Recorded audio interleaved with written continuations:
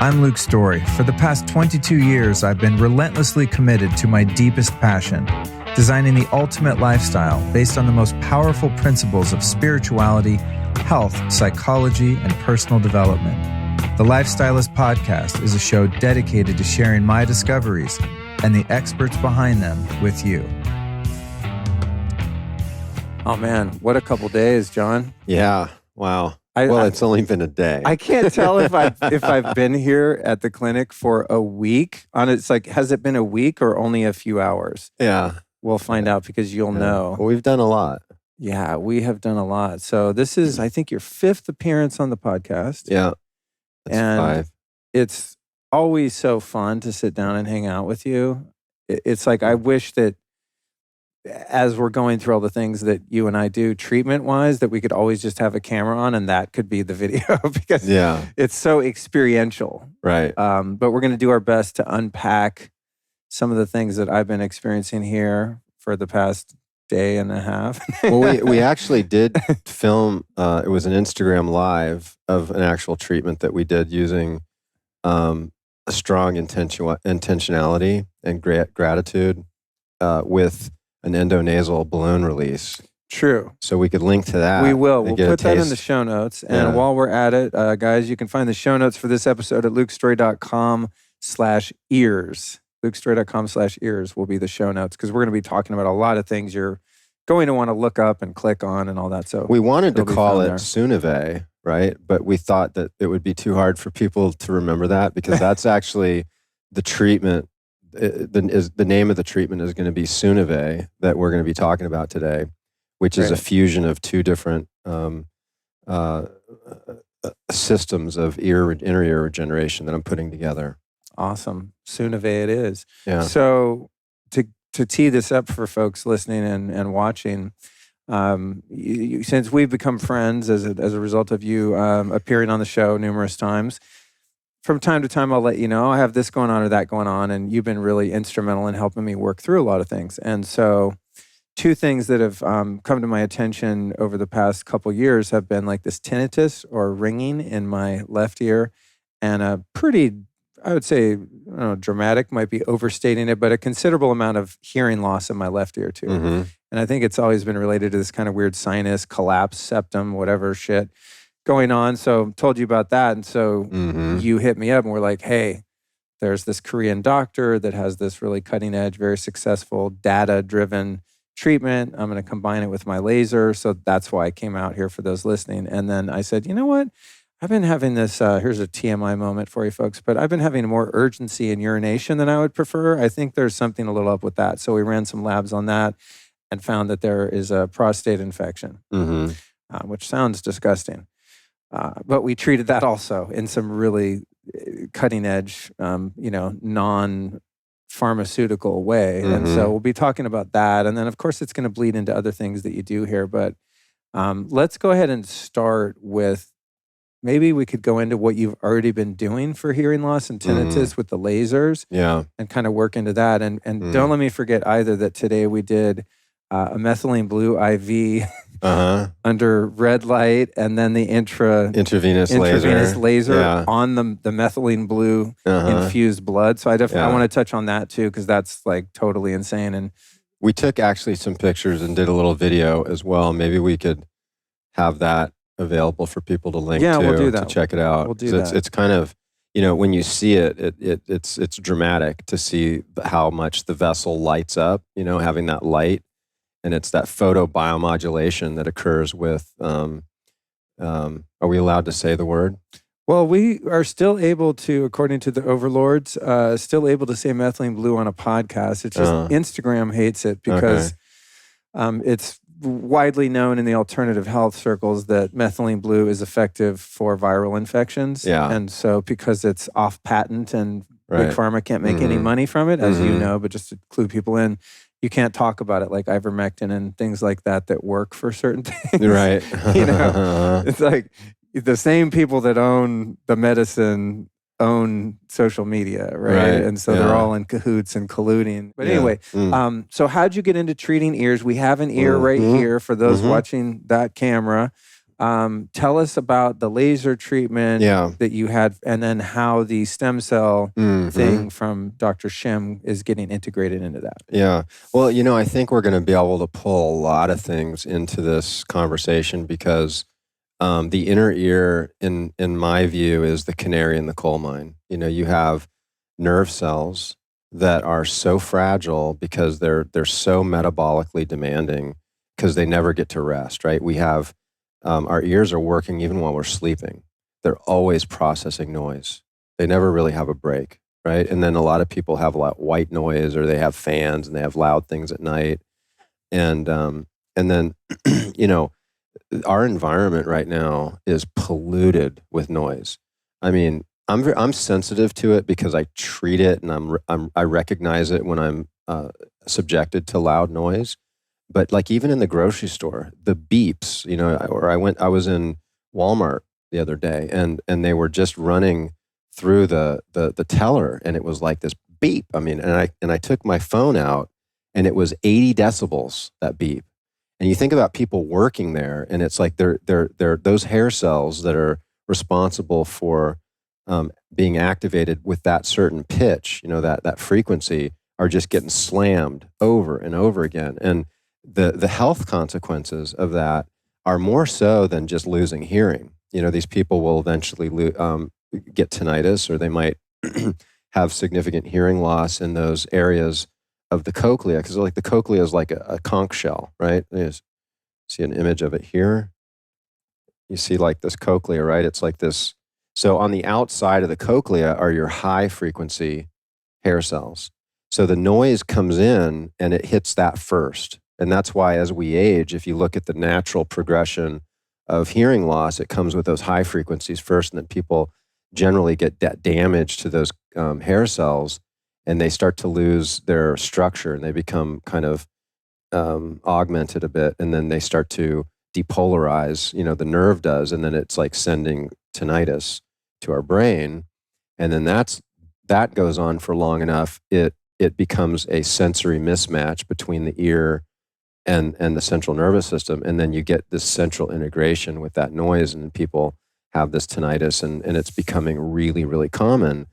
I think that this recent pandemic, a lot of people with the jab, quotes and quotes.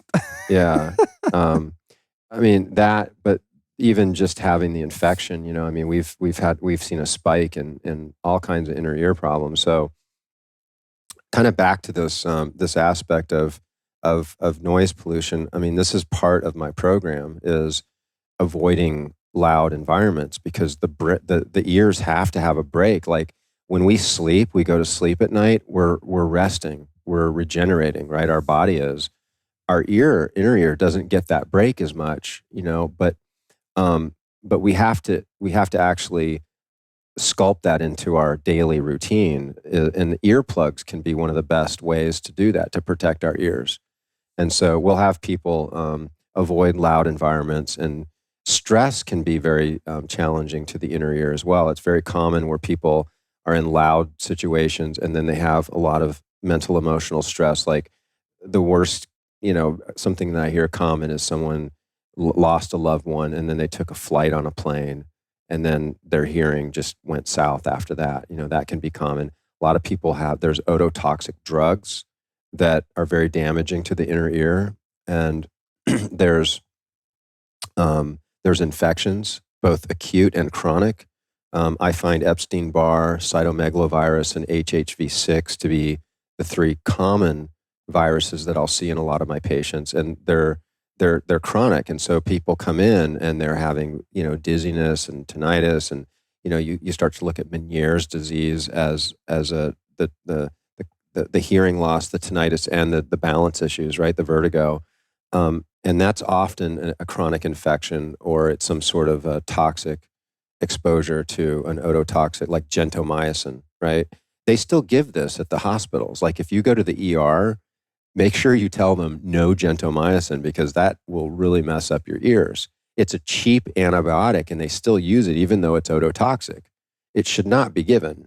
It's terrible. Ototoxic means it's bad for your ears? Yeah. Oh, okay. Yeah. Wow. So I started getting involved in inner ear care because I became involved in endonasal balloon manipulation, which we did this treatment on you before we started recording the podcast, and I've done this on you multiple times. And what it is it's a balloon-assisted cranial release. So it's from the inside out, and it's opening and it's expanding, and it's removing a lot of these adhesions that interfere with the normal movement pattern of the cranium and the cerebral spinal fluid that flows and circulates around the brain and spinal cord. So I started getting involved with this, and I would naturally see a lot of people with a lot of different symptoms that surrounded, inner ear, and I was seeing amazing results. And tinnitus, I wasn't really seeing the results I wanted, but I was seeing some patients respond to the balloons for tinnitus, and hearing people. There was a subset of the population where they felt better because you're enhancing circulation. Circulation brings in the groceries, takes out the garbage, right? You're either a swamp or a river. When you're more like a river, there's more nutrients, right? There's less bacteria, virus, and those don't grow and proliferate in rivers, right? They do in swamps. And so it's stagnation. Chinese medicine, they talk a lot about stagnation. Massage therapists talk about lymphatic flow and like circulation. Chiropractors, all the healing arts, the yogis, this is really important, is to have this circulatory situation. So the balloons bring that circulation, and they allow better drainage from the head. And so there's a lot of different symptoms and conditions that might be neurologic or like things that you would normally go to an EENT for, that I found that I would do these balloons on people and they would be fixed, right? Versus being on a medicine for the rest of their life or a long period of time, like steroids or whatnot. I was actually fixing the problem, and these people were getting better, and I was having great results, and people were flying to me. I mean, we still have this going on, obviously, people flying in, and there was one patient that she got great results with vertigo, and her hearing was improved slightly, and her tinnitus wasn't really changed much. So she kept searching, and she found Dr. Alman Kaiser in Germany. And Dr. Kaiser was pioneering a procedure called Lumamed. And Lumamed is basically a series of a very specialized laser treatment to the inner ear. The lasers are very special that we use. And so she told me about Alman, and I was like, oh, that's great. I'd love to meet him sometime, right? And it kind of went through the wayside because he's so far away, is in Germany. And as you know, my history, right, I got Lyme disease, and I was really sick for a period of time. So I had this practice with people flying in, and I was like the guy that had all the answers, and all of a sudden I'm sick, and I have no idea what's wrong with me. And I'm going to all these experts, and they don't have the answers. And I knew something was terribly wrong. So I finally tested myself, found out I had Lyme. And there was a doctor in Pforzheim in southern Germany. So I went out there to do treatment with him for Lyme, which didn't really do much for me, actually. But, it was meeting Dr. Kaiser was the silver lining to that trip. And so I was out there, and I posted on Facebook, and this patient who was also on Facebook was like, hey, you ought to go meet Dr. Kaiser. He's just in Baden-Baden. And so I reached out to him, and I go over there, and we just really hit it off. And he was looking for somebody in the United States that he could train, because he had so many people reaching out to him from the US that he could refer, And so I returned to Germany, and I spent some time with Dr. Kaiser, studied this procedure, Lumamed, and this was about 5 or 6 years ago. And I came back, and I brought the technology to the US, and we've been doing it. And we're the only center that does this. And we've had people fly from all over the place. A lot of people in the United States to Florida to receive this treatment. And I've seen some really amazing results with hearing loss, tinnitus, and dizziness. I don't approach it the same way Dr. Kaiser does because of my training with functional neurology. And so I have a much broader skill set when it comes to vestibular disorders, where we're able to do a lot of other things using neuroplasticity and different brain-based exercises and stabilizing activities. And when you combine that with the balloons and with the laser, it's like, we're really seeing some very exciting things.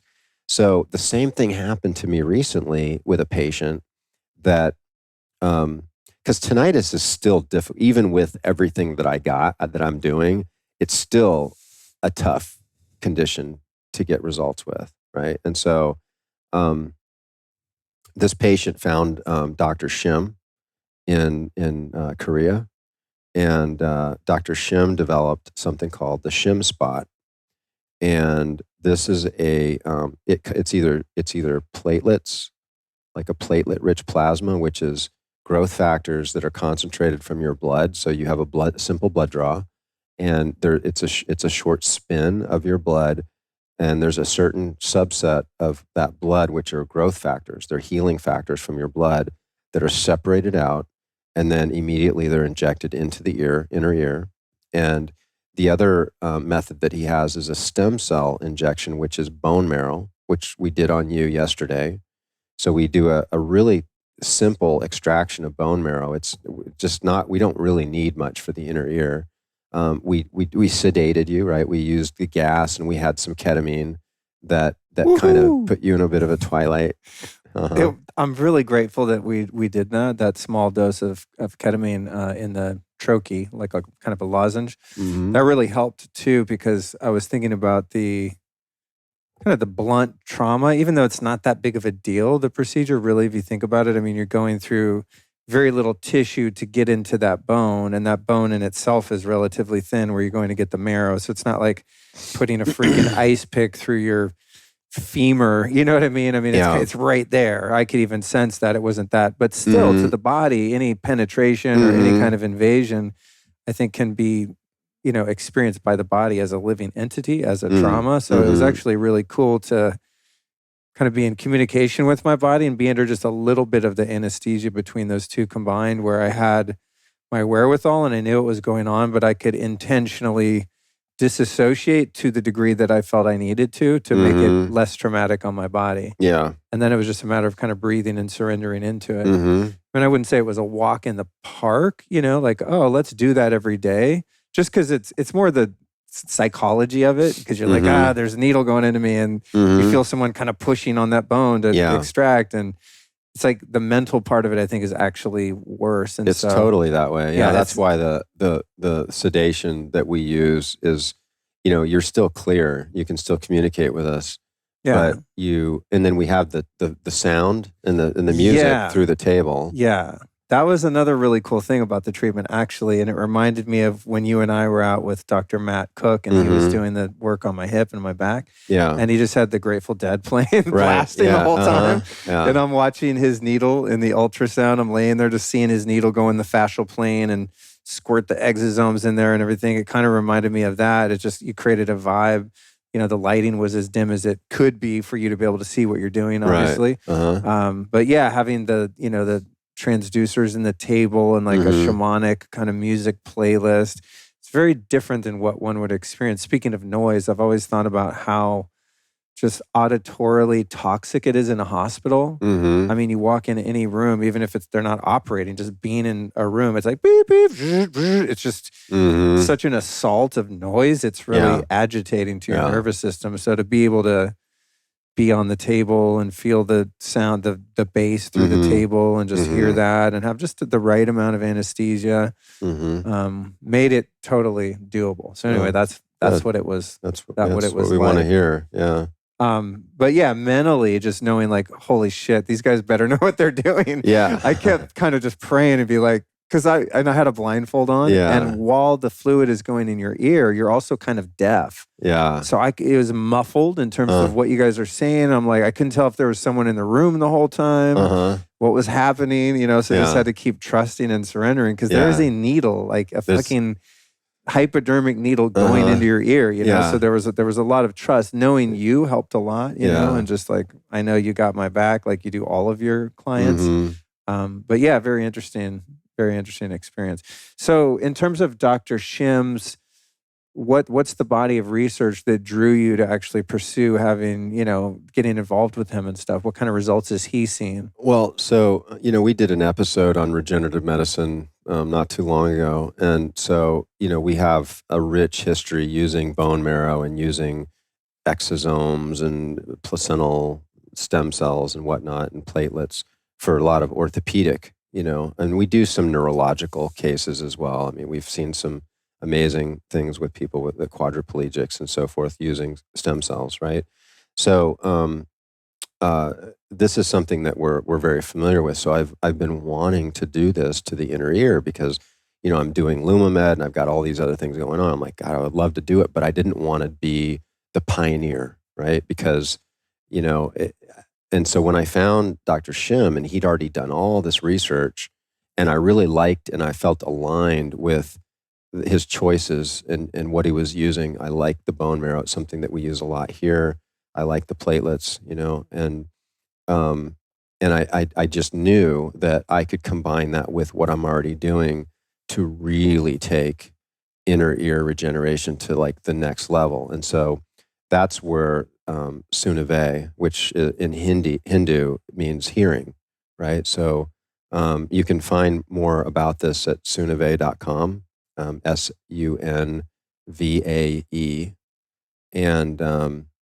and so we have research on laser to the inner ear, and so the way that I like to think about it, and the way that this is kind of all working together, is that you have the most sensitive cells in your body, or your nerve cells, and the reason that they're sensitive is because they require so much energy. Right. So like your brain is 2% of your body weight, but it's like a quarter of your energy. Right. So it takes all this energy. And this high energy demand is metabolic demand, right? Metabolic demand, meaning it needs a lot of your metabolic resources. Your ability to make energy at a cellular level is extremely important, because when it starts to dip, the first place it shows up is in the brain, like brain fog, right? Memory. People with various neurological conditions are subject to metabolic issues, because it's the mitochondria ultimately that's inside of the cell that is making energy, and it's making energy efficient or it's not. Like a car that may have it's old and it's taking more gas and it's producing more pollution. In your body, you have the same thing. And as we get older, it's actually totally normal and natural for people to become less efficient as they get older, less efficient at making energy. And this is the core of all diseases. This is what I discovered through my challenges through Lyme disease, is that there's one common thread of all diseases, because they all start with low energy, and we have various expressions of this low energy depending on our genetics and depending on our environment. And so with you, it might be a prostate problem. With me, it might be a liver issue, right? And so anybody that's looking at finding answers to any type of condition, health condition, needs to take that really seriously, to look at how can you support your energy production, your metabolic status, right? So we call it metabolic medicine. And why this becomes so important is because, as we talked about before, the inner ear is out of all of the nerve cells, it's like one of the most demanding. It's why it's the canary in the coal mine. People start to have challenges with their metabolism and their energy production. They're likely to have some problems with their inner ear, especially if they're in a loud environment or they're having some sort of exposure to chemicals that might be ototoxic. And I would recommend looking that up. I mean, we're not going to get into it now, but you can easily Google ototoxic chemicals, foods, drugs, and so forth. And you can find lists of that. And those are things that you might want to start looking to avoid. So I knew if I could put together a program that supported energy, and this is the whole premise of Lumamed and laser, because your cells, they have the ability to take photons, which is non-matter, it's light, It's a unit of energy that has no matter. It's energy, right? But it's a tiny little unit. And then you have an electron, which is matter. There's actually something there. It's like a little particle, right? And that is the electron transport chain in the mitochondria. That's what they call it. It's moving electrons. That's what the mitochondria does. It moves electrons. In the process of moving electrons, it's exothermic. This is a term in chemistry that means it's energy, heat comes from it, exothermic. And this exothermic reaction, the mitochondria in the cell use to make something called ATP, which is the energy currency that makes everything work. And when you don't have that, you could die very quickly. Like you need that constant supply, and the nerves again and the inner ear are extremely sensitive to that. So what's really amazing is that inside the mitochondria you have 4 complexes, and they're named, they're complex 1, 2, 3, and 4. And complex 4 they call the cytochrome C. Okay. And that complex, cyto, cell, and chrome is light. That complex actually can use light to make energy. And in fact, at a chemical level, there is a photon produced in order to complete that last step. And so that's why red light therapy, like we have a whole a little room that has all these big red lights I showed you, I think. I used it yesterday when I landed. Thank God. Yeah. Yeah. And this is... I liked it because you have both sides too. Oh, yeah. Like I have my Juve thing back home in the sauna space, but it's, you just do one side at a time. Mm-hmm. It's cool being sandwiched in that little closet. You can really feel the heat from both sides. It was cool. Yeah. And that's what, when you combine that with methylene blue, and we created a protocol called sensory rejuvenation. And we haven't even really had a chance to discuss this. This was something I was going to talk to you about a little bit later in your visit, right? And so sensory rejuvenation uses things like methylene blue, uses things like high dose melatonin, right? I wrote a book called Melatonin Miracle Molecule, and it's right there behind him for those on video. Yeah.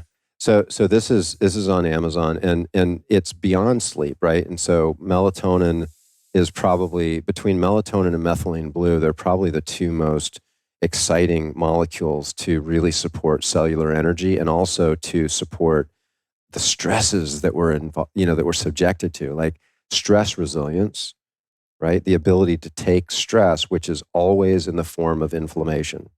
This is really interesting to look at it that way. Like, all stresses have one thing in common, is they result in inflammation. That inflammation needs to be dealt with by the body. And mitochondria absolutely can't stand inflammation. They shut down. In fact, they shut down to the point they say, I'm not even going to work. You got to do it yourself, because I really don't like the inflammation that much. And so what happens is the energy then has to be anaerobic glycolysis. So it's without oxygen, out in the cytosol, so out of the mitochondria.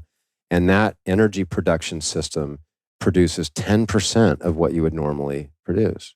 Damn. So you imagine, like, and this is what happens. I didn't even knew you knew all this shit. Like, we just hang out sometimes, and we just a couple dudes hanging out. I'm like, whoa, you really understand this. Carry on. This is really interesting for me. Yeah. So especially the part about the 4th one, making light, like producing photons. That's nuts. Yeah.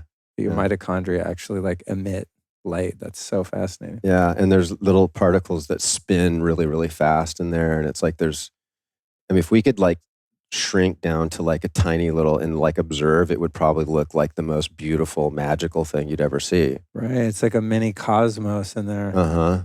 Yeah. Yeah. So, I'm still under a little anesthesia. No, I'm not. Sure it wasn't that CBG? I did take that super. Had you guys have that out yet? Sorry, I'm digressing a lot. Yeah, the Delta Dial G. The CBG. This full spectrum CBG is next level. It's so nice. I'm like kind of loopy, not like high, but just like having fun. Yeah. Anyway, I totally derailed you. You were on to something really interesting. Well, I was gonna talk about, so all infections kill people through cytokine storms. so everybody's become familiar with the cytokine storm from COVID. And so this happens with Ebola, this happens with a variety of different infections. And it's the inflammation associated with the infection that overrides the body. The stress of infection is overwhelming. The mitochondria shut down. We start going on 10% of its energy, and it's not enough to fuel the immune cells. So the immune cells, all of a sudden, they poop out, and that's where people die. And it's based on this concept of the mitochondria saying, I can't work in this environment anymore. You have to do it outside of the mitochondria. And so what has been fascinating to me is finding out that what keeps it inside the mitochondria is melatonin. And melatonin sits there, and it's made by every mitochondria. You don't need it if there's no inflammation. If there's no stress equals inflammation. If there's no inflammation, the mitochondria is cool. Like it doesn't need the melatonin. But when things start to heat up and you have that inflammation, melatonin comes in and it's holding the fort down, right? But it only can do so much. And as you get older, you produce less melatonin. And so you have less resilience to stresses. So do we have more stress or less stress these days than what we had like 10 years ago? Oh my God. Right? The world is insane. It's getting worse too, right? I mean, it's a dichotomy to me because it's getting worse if you watch TV, but if you run in the circles in which I run, I see more and more people waking up and discovering themselves and discovering the truth of who they are, and especially young people. So I see that we're in this like renaissance at the same time as like the house is on fire. The house is on fire, but many people are running out of the house and building a new house next door, down the road. Yeah, I see that too, and I think that. But yeah, to your point, it's like pain. It's like pain to purpose, right? So it's like the pain associated with all this extra stress is either going to be motivating or not, right? And some people are going to succumb to it, and other people are going to step up, right? And they're going to become stronger, right? So strong winds make for strong timber, right? That's what I think a lot of the people that we're surrounded with, because we're kind of in that world, and you know, I will mirror your thoughts as well. It's like I see some amazing people that are doing amazing things right now, and then I also see a lot of people that are really suffering, and that's why I love what I do, because I'm in a place that I can help those people that are suffering and show them, you know, some of these secrets, you know, like with melatonin, with methylene blue, with, you know, all of these things. You know, you don't have to take medicines or get surgeries. You know, it was really interesting, you know, like kind of questioning whether I want to say this or not, because I was really... That happens a lot when we talk. Every time you guys, before we record, John's like, hey, there's this thing. Da, da, da, da. I don't know if I should talk about it on the podcast. And I'm like, hey, do you? You know, I'm open. I'm here for all of it. Well, you know, so Dr. Shim was really a lovely man, and I was really happy to have him come and train the last couple of days. And he comes from a very medical side, and his skill set is with surgeries, you know, and procedures.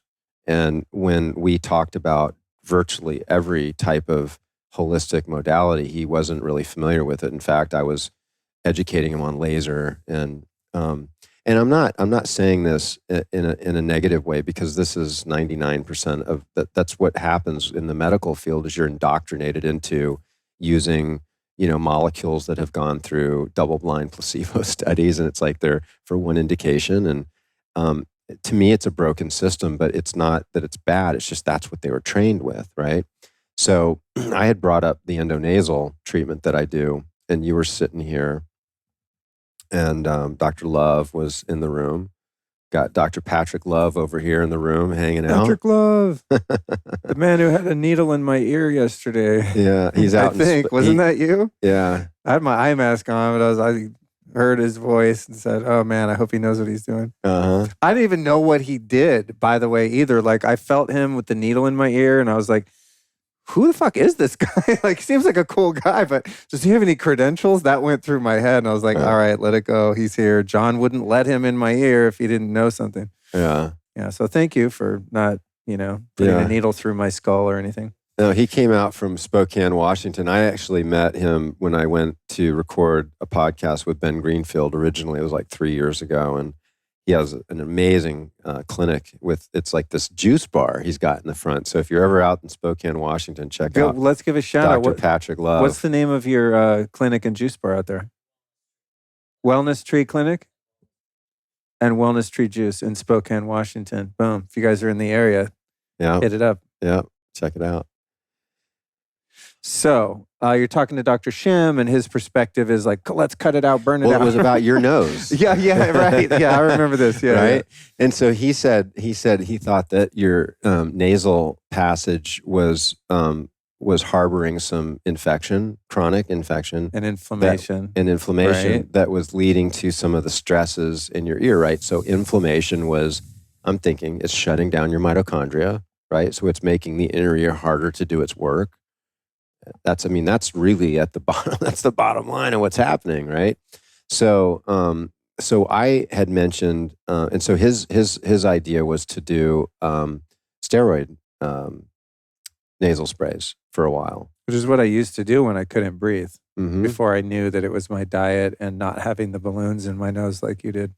Yeah, well, I mean, I think most people when out I was there, a vegetarian, that's what they do. Dude, I had a stuffy nose all the time because all I ate was grains and God knows what, Yeah. Not to say that you can't breathe clearly as a vegetarian, just that the vegetarian diet I was on was like soy and, just really inflammatory foods. Yeah, I've been there. I remember when I was a kid, my dad, I drove him crazy because at dinner I had to hawk out like loogies, right? I mean, it was like chronic, like all the time. I was like, and I couldn't help it because you can't swallow it, and you're like, it's like kind of at the back of your nasal passage. And it's like, that's the way I lived. And it was because I was super allergic to gluten. I know gluten and dairy. I don't consume either of those anymore. Have you ever tried raw A2 milk to see if you can tolerate it? I can. And then I can't. I just found a farmer, Yeah. Richardson Farms, another shout out outside of Austin, Texas. And because of the regulations there, you have to order it directly through them, and then they'll bring it to you at the farmer's market, which I miss a lot of the time because it's early in the morning. But I haven't had good raw milk, and I talked to them in person at their booth and everything. And they're like, "Oh, all our cows are all grass fed, grass finished, totally free range. It's A2 milk, which doesn't have that inflammatory protein like A1 cows. There's 2 types of cows apparently, 2 genomes or something.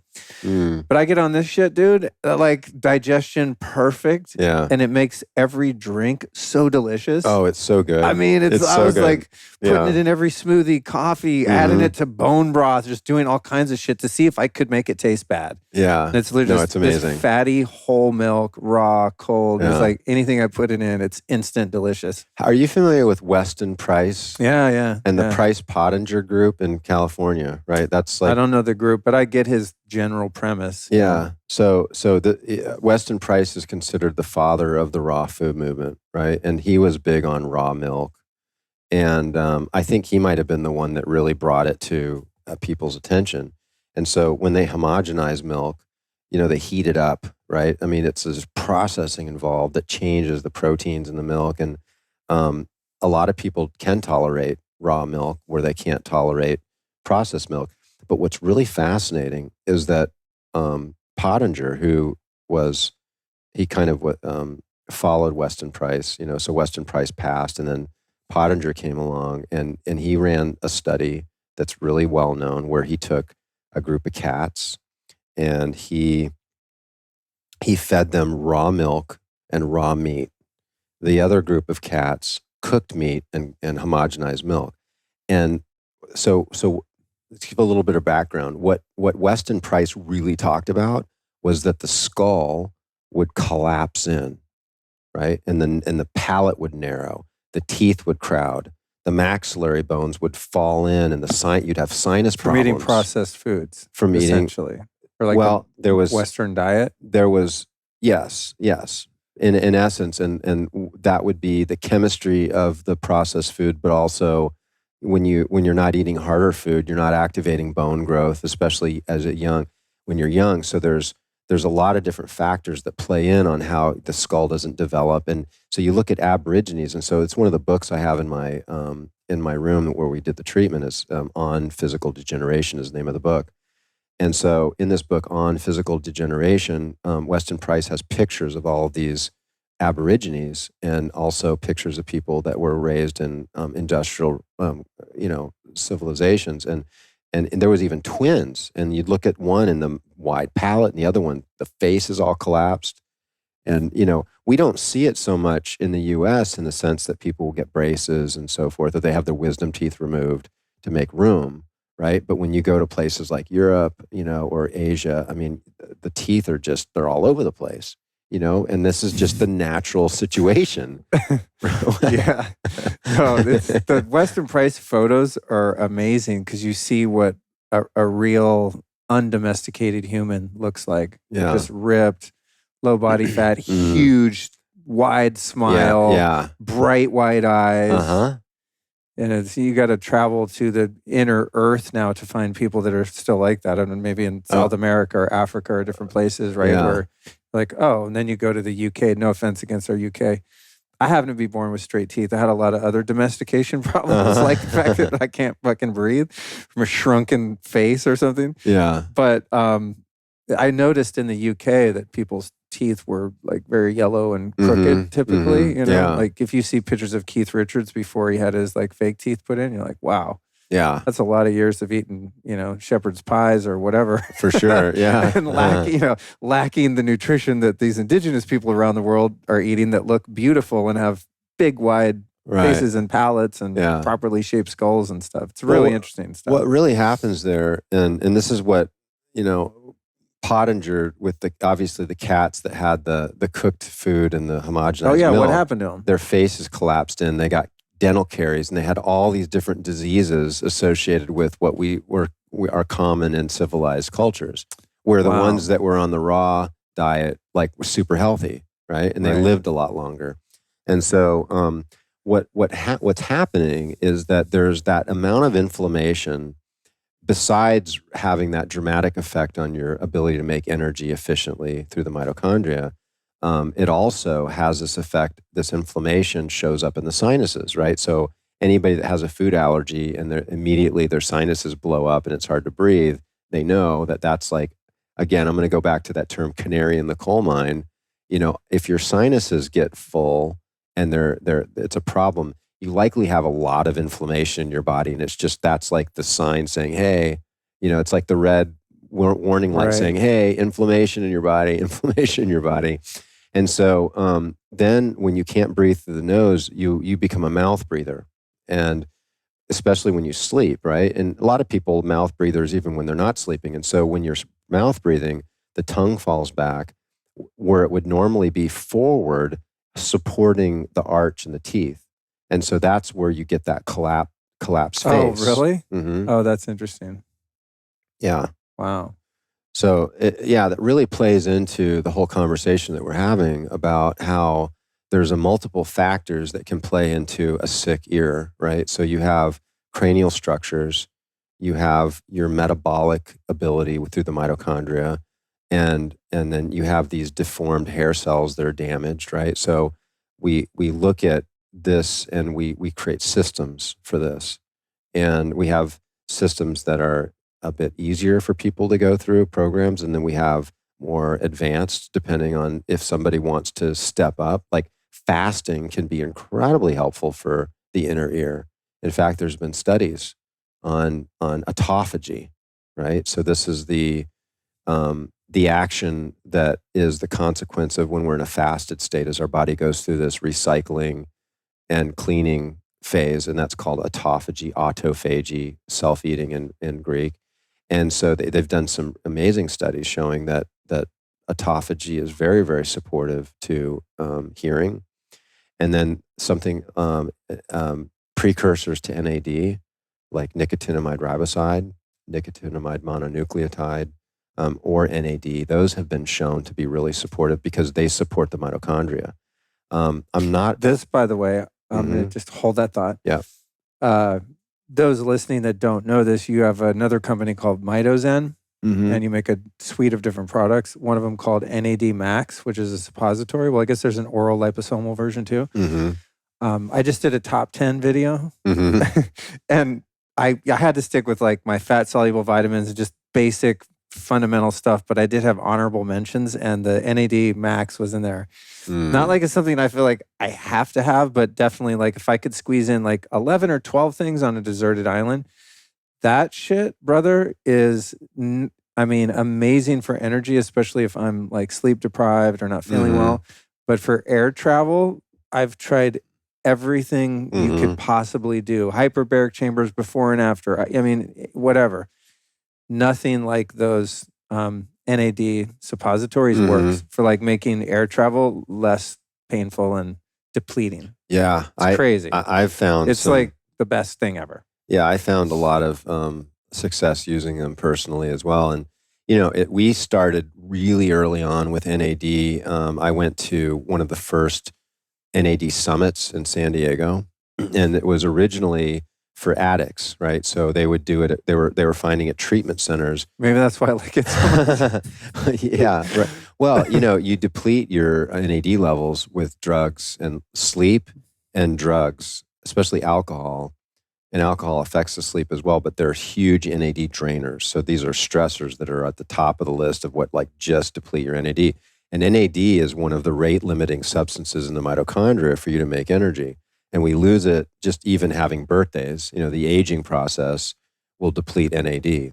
And so when you start to bring that NAD back in and you start to increase cellular energy ability, things like mood improve quite a bit. You know, you're wanting to socialize. And so this is what happens with people that go through addiction, and they hit these serious bottoms. You know, they've like just really depleted their essence, you know, and that's the NAD. And so they found that giving these people through intravenous treatments, that their recovery was so much more robust because they felt more alive and happy. And so then they started to look at NAD for other things like, you know, life extension and blah, blah, blah, blah. So there's been all this studies with it. And so we went out there looking at it. And so we started doing these NAD IVs. We were charging $1,500. People coming in, paying $1,500, and they would have to sit there, and it's a bit uncomfortable because you have some symptoms for like 5 or more hours. And so it can be, I've done it, it's pretty uncomfortable. Yeah. Very cramping in your abdomen and just kind of burning. It's uncomfortable, it's inconvenient, and it's expensive. Hella expensive. Right. So we put together a suppository that I believe rivals, I think it's better than an IV because you don't have, you know, you can do it every day. It's a lot less expensive. I mean, it's like less than $20. And you insert the suppository. There's a slow bleed into the bloodstream, right? So you get it into your blood, and it lasts anywhere from 5 to 7 hours. And I think, you know, the dosage in one suppository is equal to what most doctors are using in an IV. So there's like 1,000 total milligrams. 500 is NAD, 250 is nicotinamide mononucleotide, one of the precursors, and then 250 milligrams of another precursor called nicotinamide riboside. So it's got everything in there.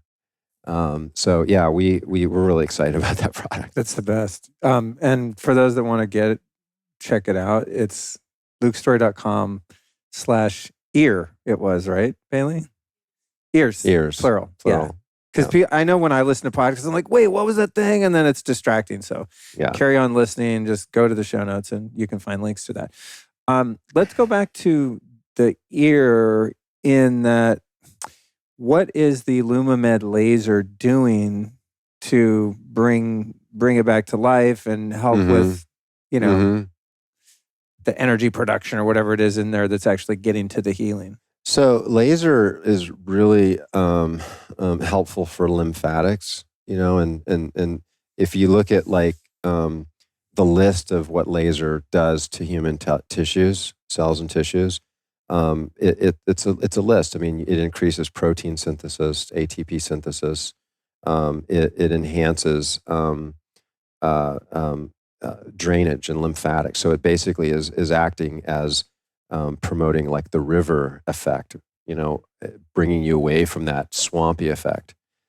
So there's all these healing benefits. And so when we look at injecting something like a platelet-rich plasma or a stem cell injection from the bone marrow, and then we look at promoting that healing with laser, and you're putting both these things together, like I see this as being the future of what we can do, because we do that with orthopedics, and we have for many, many years, and we actually we use a device called a Softwave. Softwave or stem wave is another term that we use, and it's using sound and light. Okay, and it works similar. The reason that we would never use that for the ear is because it's sound and it's loud, right? So it can actually be injurious to the ear, right? So we use laser for the ear, and we will use laser for a lot of other tissues in the body, but we use the soft wave quite a bit, and it has a similar effect, but deeper, because it's hard to get laser deep into the body. But if we do, like say if we were to do your knee or your spine, maybe you have like a nerve root or a facet in your lower back, we actually, that same catheter that we put in your vein, we can actually run that down, and it's called an interstitial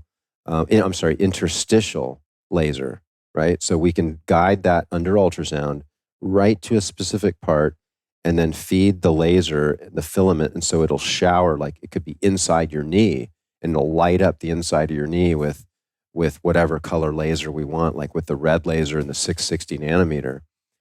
So we've been doing that for a long, long time, and it's incredibly synergistic. And so all we're doing is taking something that has proven the test of time, and it's shown that it's a beautiful marriage and very synergistic, and we're just applying this to the inner ear. What is the wavelength of the laser when you're applying it to the ear for that particular treatment? It's between 600 and probably 685 nanometers. So it's right in that sweet spot of where it's really magical. That 660 is really a beautiful area, because we find that's the area that really turns on that cytochrome component of the mitochondria, and it also is the perfect wavelength to really activate methylene blue. Right. Yeah, I felt amazing today when we did that, and still probably the only reason I have this much energy after the shit that we've been doing the past couple days, I think was from that methylene blue IV and the laser. I mean, I could tell when it was in there. I was like, how do I have this much energy? I was just sitting there like so alive. It's really incredible. Okay, I want to make sure I don't forget anything on the ear. So to give people kind of a picture of what happened when we did this treatment too. So the injection goes in the left ear, which was for me the worst one, which is the bone marrow. Feels really full, like you have water in your ear, like when you dive in a pool, that kind of feeling. And then was instructed to lay on the opposite side, where with that ear up for like 30 minutes. I'm presuming to kind of let that fluid really saturate. Is that the idea in there? And then after that, did I think another 30 minutes, or maybe it was at the same time, I don't remember, of the laser. Yeah. And then stood up, and it was like everything was normal for the most part. Yeah. Yeah.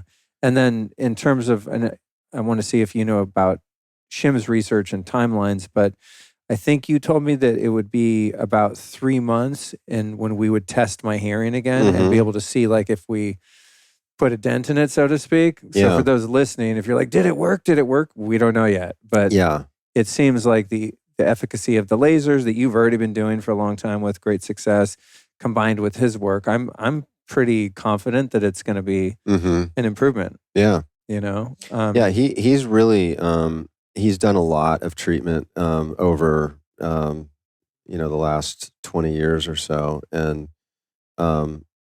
his data is really exciting. with what it's doing for hearing and tinnitus.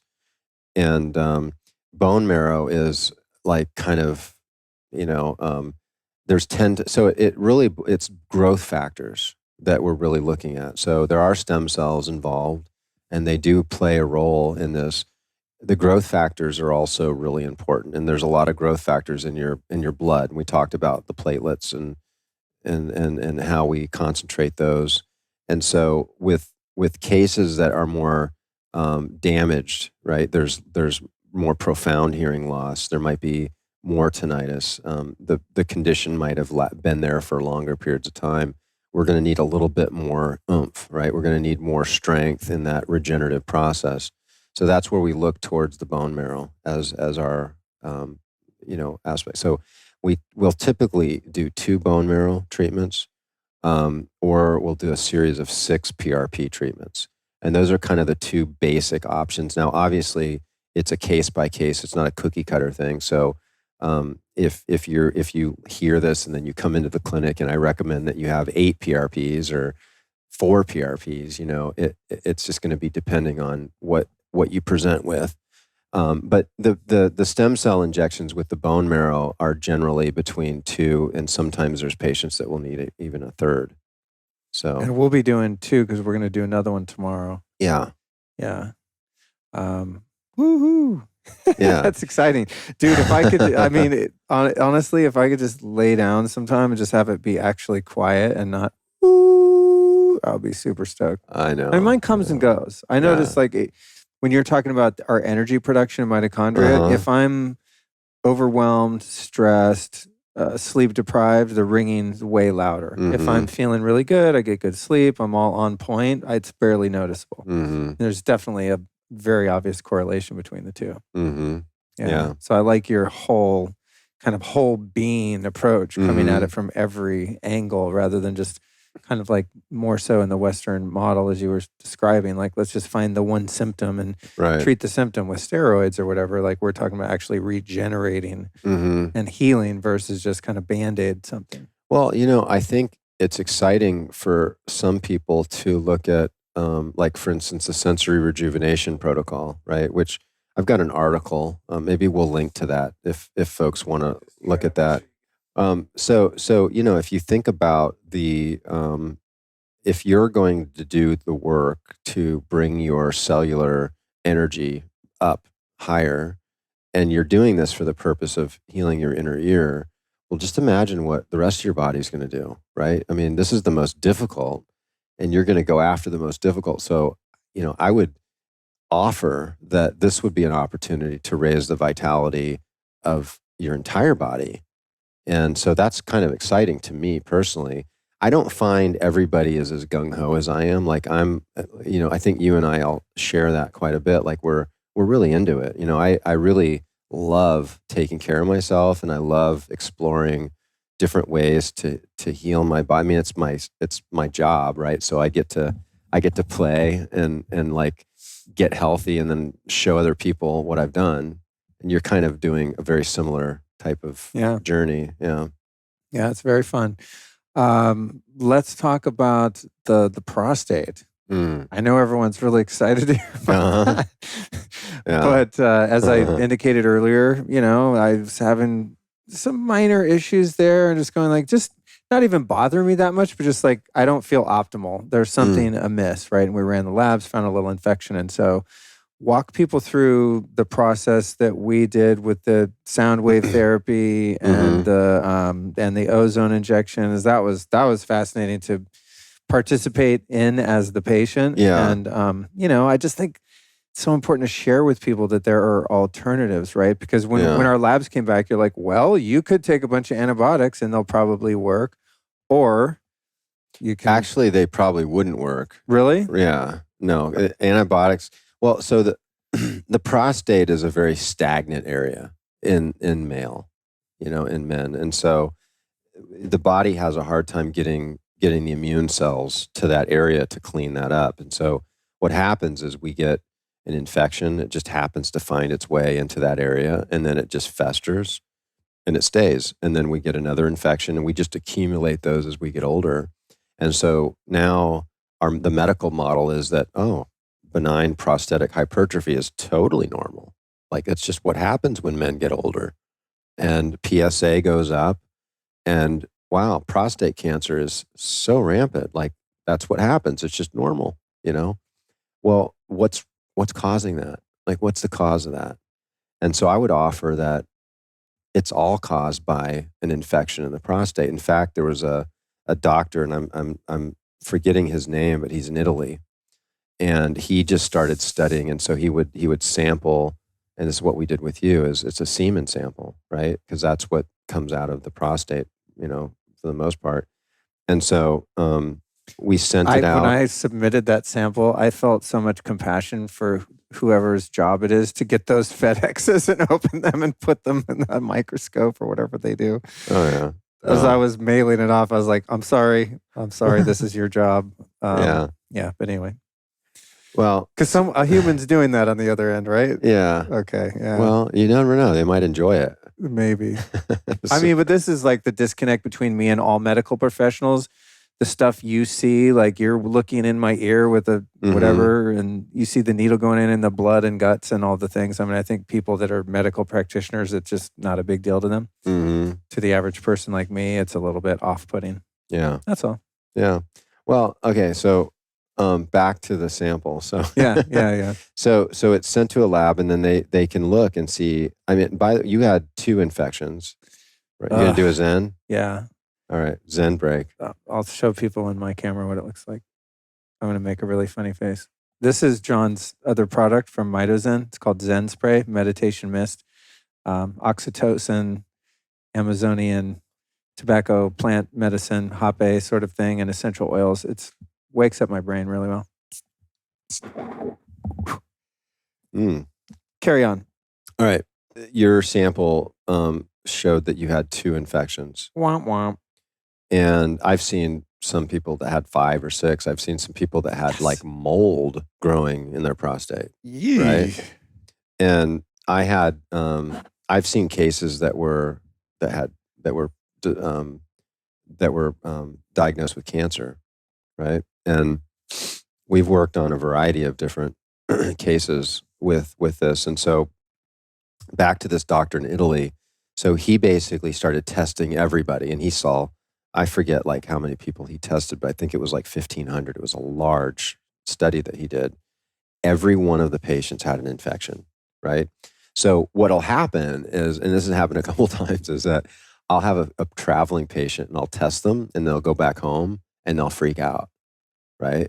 And maybe they're not completely buying in on the alternative side, because I'm using ozone and I'm using natural methods, right? And so I think a lot of people that are used to medicines and medical care, they might say, well, let me check with my doctor. I've got an infection in my prostate. Last words. This sounds really serious.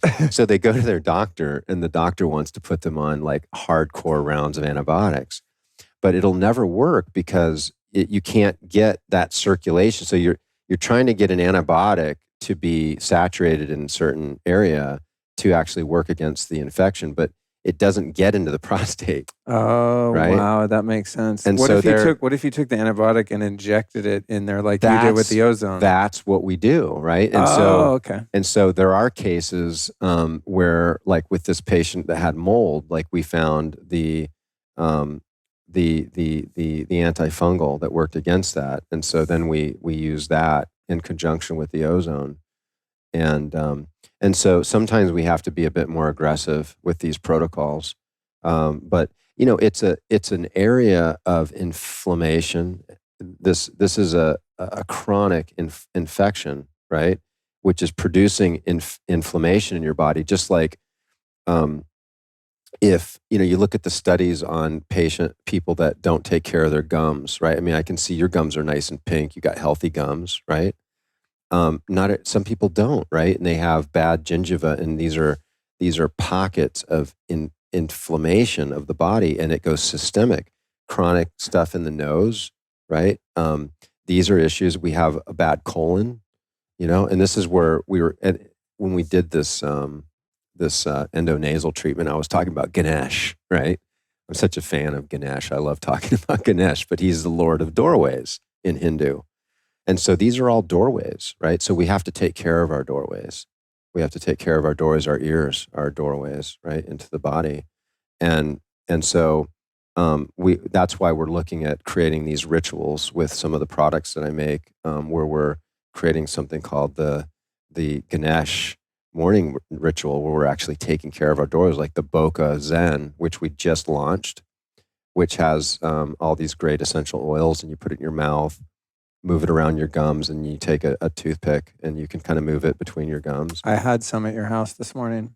Saw it on the counter. Yeah, I left it there for you. You did? Yeah. Yeah, it's amazing. It's the funny thing is it really wakes you up. Yeah. So it's weird because it's quite potent. I mean, there's right. like cinnamon and oregano I sense in there. Yeah. I like the new version too. It's a little sweeter. Yeah. It's like less oregano, a little more sweet cinnamon, but still like, holy shit. Yeah. Really strong. Yeah. And then we've got the Irie, which is an eye drop, right? We're just we're probably going to launch it within the next week.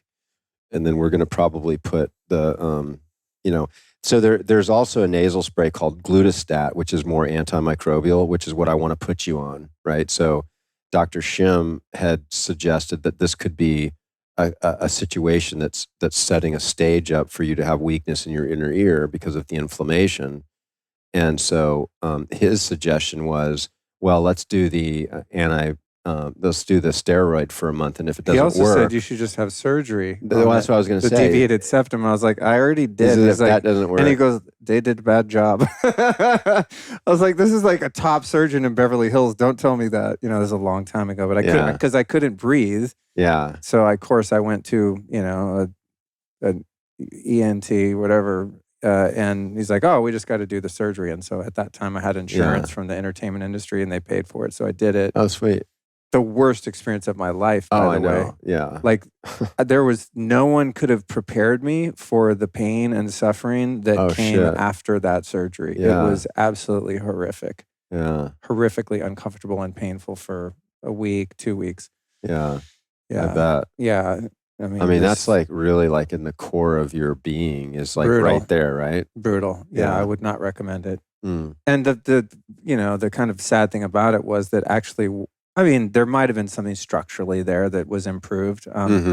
But when I just changed my diet, then I could breathe. And then when I started doing ozone and after doing your balloons, I mean, a lot of contributing practices led to no more sinus infections. And it's very rare that I would get one. Yeah. Now, if I sense one coming on, I'll use your Glutastat and the nebulizer. It's gone. I mean, 20 minutes, gone, like it never happened. So. Well, that's what I want to do with you because we talked about, really being consistent with that for a long period of time. And then also I wanted to do a swab to test for you for Marcons, right? And so Marcons is a collection of staph that's resistant to antibiotics. And I see this with a lot of the population with patients with like mold, biotoxin illness, mold and Lyme and, chronic Epstein-Barr. And a lot of these patients chronically like carry this Marcons, and that might be what you've been carrying all these years. And you really have to be consistent for at least 30 days with something that's going to really work. Now, what's really amazing is in the alternative circles is they'll use something called a BEG spray. And it's basically, it's a combination of a bunch of antibiotics. And the G in BEG is gentamicin.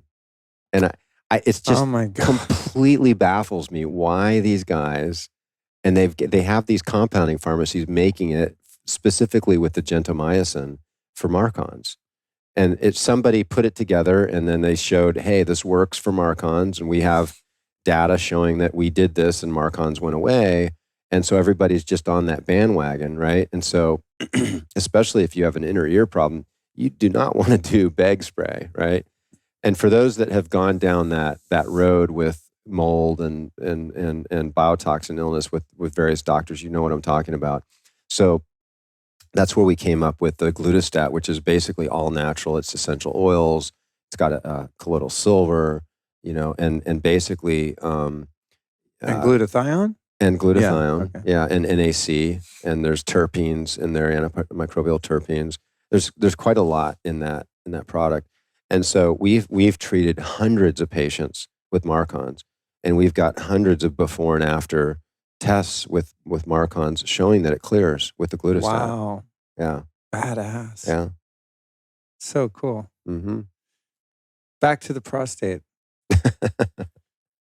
So antibiotics can't get in there. It's a closed environment. It's a closed loop. Yeah. But you could theoretically, and I guess you said in really bad cases, just inject it right in there. But what we did today was a combination of the sound wave therapy and an injection of ozone, or a few injections of ozone gas directly in there. So how does that work?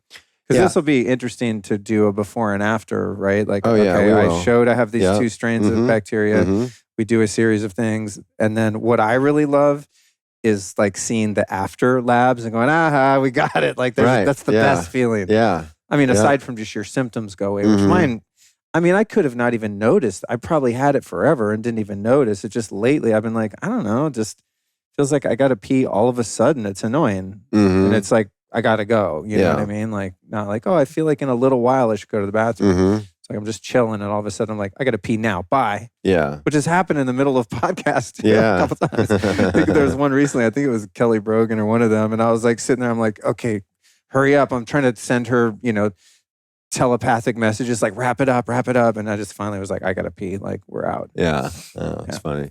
So the prostate is like this kind of separated container that there's not a lot of exchange through your circulation, right? So that you can have this chronic infection that sits there. You're not likely to be able to ever get it with oral antibiotics or even IV antibiotics, right? You can have them injected, preferably with some sort of guidance. The ozone doesn't necessarily, we don't use guidance, ultrasound guidance with that usually because it's for us, it's a fairly easy injection.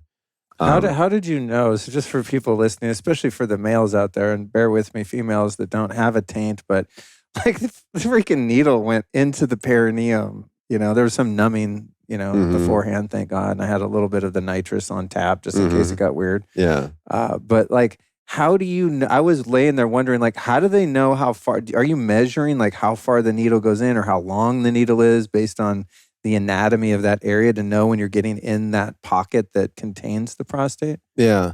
Well, my team's been highly trained. We train with Frank Schallenberger, who's kind of the father of ozone. And then we've done enough of these cases that, we've gotten really comfortable with the procedure. But, maybe early on, the first few cases, we kind of were able to figure out, we might angle a little bit this way, a little bit that way. And then you kind of nail it. It just becomes intuitive because you only have so much needle and so much tissue to get through and you kind of just know. And it's a tiny needle too. It's a 27 gauge. So it's like, it's almost a little bit bigger than a human hair. It's really tiny but it's 2 inches. But I love that you brought up the Softwave device, right? So the Softwave device is really amazing, and most, or I say it like a large majority of people that practitioners that buy these devices are urologists, right? So in fact, there's one other unit in Sarasota. We have one, and then there's only one other one, and it's a urologist that has them. And so they use them for sexual enhancement, like for erectile dysfunction or enhancing sexual feeling and sensation. Oh, bonus. Yeah. Bonus for me. And it's because it increases... No pun intended, bonus. It increases neovascularization, so it improves bringing more blood supply into the area. So you have more sensation. And then it's also helpful for prostate because those sound waves are actually antimicrobial, and you're kind of it's a bit like at a cellular level, it's like a stressor that like responds with this adaptive response, and so there's some healing that happens. That's interesting, like cymatics, where the certain frequency of a note shatters the crystal glass, right? And then you have like the cell wall of these bacteria are being shattered. That's exactly by the sound wave. It breaks up the cell wall of the bacteria. So cool. Yeah. So we love it. I mean, I use it for abdominal. We'll do liver. I like to do, and maybe we'll do this tomorrow with you, is I like to do the feet and the hands, because you have all these different meridians and acupoints. And so we do the feet and the hands, and then we'll have people go into that CVAC pod, right? And it just kind of flushes the body, and maybe we'll do like a methylene blue IV with them kind of in the middle of that. And so, I like that machine really adds a lot of value to our practice, because when you learn how to use it, I actually placed one at UFC earlier this year. Dana White is both a friend and a patient of mine. I fly in there and treat him. He's the owner, or one of the Ari Emanuel is actually the main owner, and Dana White is he was one of the founders, right? But he also maintains an ownership, and he's the CEO of UFC. And so I had been doing some health coaching with Ari, and eventually did some of the endonasal work. We had done that together, and he was really excited about it. So he suggested that I, reach out, or he connected me with Dana, and I've been out there about 3 times. And so then that led to me working with a lot of the UFC fighters doing the balloons, because obviously their facial structures and their breathing is terrible. Oh my God. But I don't know how those guys do it. Oh, I know. It's not my thing. You hit me once, and I'm good for life. You know what I mean? Like I think I was punched like properly maybe one time in my life, just right to the nose in elementary school, and I was like, I'm good with the fighting. Yeah, I know. I feel complete. Yeah, don't. But I respect the warriors. You know, I mean, they have their place. There's maybe I'm a warrior of the heart, or on a good day the intellect. But there's a mutual respect a lot of those fighters have. Like I didn't really follow. I didn't even know who Dana White was. Like when Ari introduced me and put him on a FaceTime, I like, who are you? I don't know who you are. So but yet I grew up with Helston Gracie in Hawaii. My sister's best friend married Helston Gracie. The jiu-jitsu dynasty. Right. And his brother was Horian, who I was introduced to. I'd done balloons on both those guys as well, like way back, and they were really into that because that was helping them. And so I had a connection with UFC, but it's not my jam. I don't like watching people beat themselves up. And so I did go to a couple fights when I went in to see Dana. And yeah, it's like, these guys are like machines. It's scary. You're like, I would never want to see these people like in an alley and piss them off. It's good having some friends though. Kyle Kingsbury, a friend of mine in Austin, he used to fight, and whenever he's around, I just feel safe. You know what I'm saying? It's like if any shit went down, he would just be dropping fulls like dominoes. So it must be a good feeling to have that. And maybe I have a latent in there somewhere. But anyway. Yeah. I hope the listeners are hanging in with us, because we're going all over the place. It's probably fun for some, annoying for others. Well, we were talking about the sound wave, and that led to it is also effective, I'm assuming, for injuries, right? Because I've had the TRT. It's also it's the same called? thing. Okay, yeah, done on my hip and my back, and I love it. But this was the first time it was on like soft tissue and here on my abdomen. And for those listening, the subjective experience of it is it's like a loud clicking, clack, clack, clack, and then you feel what kind of feels like electricity going deep into your tissues. And then if it happens to go so deep and it's over a bone, then it's like pretty jarring when it that's what I think is happening. When it hits a bone, it's like, boom, it's hitting some resistance rather than just kind of passing through. Yeah. It feels like it's going through the tissue, and then clack, it hits that bone. Well, and it's the connective tissue that is generally what causes pain in our body. Okay. And so the connective tissue attaches to the bone. They call that the enthesis, right? And so the enthesis is where the anchor point to a tendon or ligament is. And that's what we're surrounded by that. That's what's holding us together. And that's what gets injured. And like we talked about the prostate not having a lot of circulation, these are dense tissues. So they get injured and they kind of just stay that way. And so these are sensitive areas because they're usually got some inflammation going on. And then you have that sound interact with it. If you had that over a bone that had no inflammation or no injury to the connective tissue, it's like we start to do a series of people, and eventually like you can do it over these areas, and they're like, no, it doesn't really hurt anymore. Oh, interesting. So it's kind of the inflammation that's reacting to it. It reminds me of the pulse centers, PEMF, when you put on a really low frequency that's slow, like whack, whack, whack. It'll do that same thing, and you can kind of chase your injuries around with it, because like put it right here and say, you know, the little kind of donuts, you put it on your leg right here. It's like, oh, that's fine. You turn it up, but then you move it 3 inches, and it's like you hit something, some stagnation or inflammation in there. It's kind of reminds me of that. It does. The way that it feels. Yeah, for sure. It's like a homing device for where an injury or something is. Exactly. Stuck energy. And that's what I love it too for with that is like, you know, say I'll have a patient come in and then they'll have like a problem with in their leg and their pelvis and their lower back or whatnot, or around their shoulder. And I'll have, I'll do the soft wave on their body, and I'll really be able to locate right where their hot spots are. And then I go in with the ultrasound and really look, and what's going on in there? Oh, that's where all the damage is, right? So it's a diagnostic tool as well. Yeah, very cool. So the idea there, treating the prostate, is what's happening there? Well, it enhances circulation, and it's disrupting the cell membranes of the bacteria. Oh, yeah. Right? Okay, the cell walls. That part, got that. So it's going to really support a healthier prostate, just in general. Okay. Yeah. And then with getting the ozone gas in there, what's the mechanism of action for infections with that? Ozone is 100 times more antibacterial, antiviral, antifungal than bleach, basically.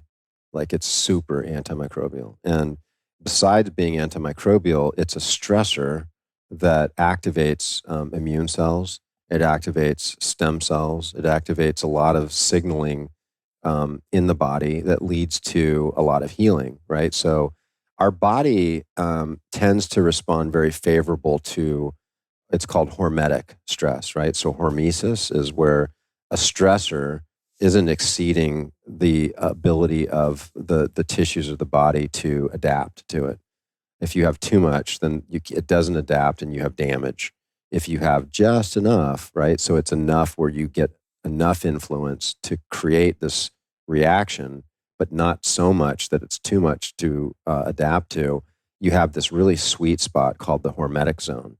And so we use ozone, and we dial in the exact, it's called gamma, right? The concentration of ozone is measured in gamma. We used a 30 gamma concentration, which is going to be more of an antimicrobial. If we were looking to like inject your knee or your back or your shoulder or something like that, we might use more of like a 20 gamma, right? So it's a lesser concentration. So it's not really looking to be antimicrobial as much as we're looking to be more regenerative. So yeah, so it's a amazing instrument, you know, and